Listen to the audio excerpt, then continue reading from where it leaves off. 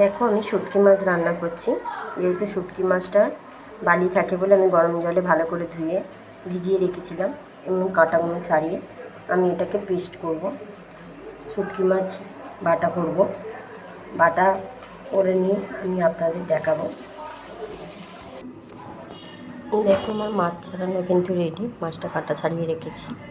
মাছটা এবার আমি পেস্ট করব। এখানে আদা রসুন বাটা দেবো, পেঁয়াজ দেবো একটু, দিয়ে ভালো করে মাছটাকে বাটবো। দেখো কড়াইতে তেল দিয়ে দিয়েছি, আমি জন্য পেঁয়াজ কাঁচা লঙ্কা দিচ্ছি, ভেজে নেব।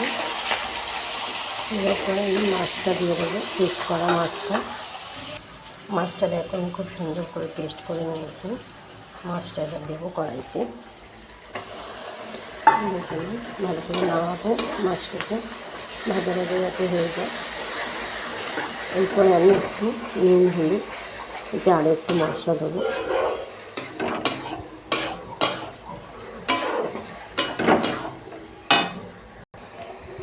দেখো মাছটা ভাজা হচ্ছে, মাছটার মধ্যে নুন দেবো, নুন দিয়েছি, হলুদ দেবো,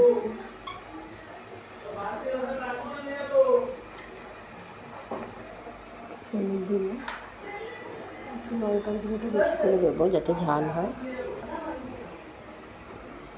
লঙ্কার গুঁড়ো দিয়েছি, জিরের গুঁড়ো দেবো, একটু ধনের গুঁড়ো দেবো, দিয়ে ভালো করে একটু নাড়াবো। মশলাটা যাতে ভিতরে দিয়ে যায় মাছে,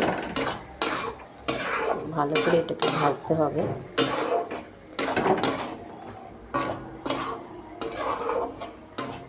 দেখো ভাজাটা কিরম হয়। দেখো আমার মাছ কিন্তু রেডি বানানো। এর মধ্যে আমি একটু কাঁচা সরষের তেল দেবো, তেল দিয়ে আমি নামিয়ে নেব মাছটা। দেখো এরকমভাবে বানালে কিন্তু মাছটা গন্ধ বেরোয় না, শুটকি মাছটা ভালো করে বেটে নিয়ে বানালে আর একটু তেল বেশি করে দিয়ে ভাজতে হবে। আদা রসুন পেঁয়াজ বেশি করে দিতে হবে, দিলে মাছটা কোনো দিনই গন্ধ বেরোবে না, রান্না করলেও গন্ধ বেরোবে না, খেতে তো লাগবেই না, মনেই হবে না শুটকি মাছ বাটা খাবে। দেখে নাও মাছ কিন্তু আমার রেডি, দেখে নাও আমি মাছটা ঢেকে নিয়েছি।